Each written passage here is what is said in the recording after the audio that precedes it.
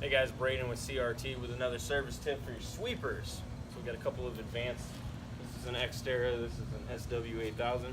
We've got the hoppers raised up to kind of show you how you get access to the main broom in case stuff gets swept over that you're not supposed to sweep. So this is an example of something you probably wouldn't want to sweep over.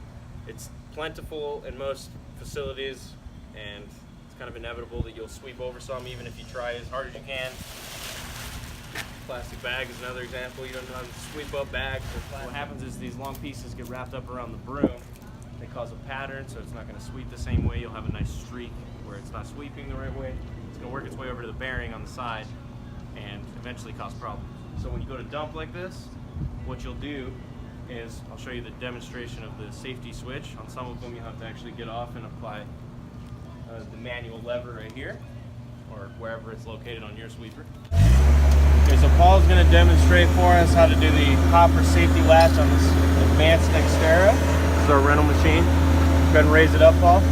Okay, Throttle it up on the rabbit. Yep, throttle it up. Raise up the hopper.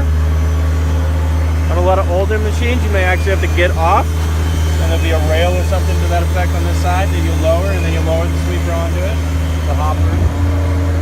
On this machine, there's a red safety switch right here. So Paul's going to pull that for us, and you lower your hopper down onto that latch, and now we're safe to get underneath. The red stays over here. And once you back away from your dumpster and that safety switch is engaged, you can get under here and you can cut away this stuff as you see it, and it prevents it from causing future problems and make sure your sweeper keeps sweeping like it's supposed to.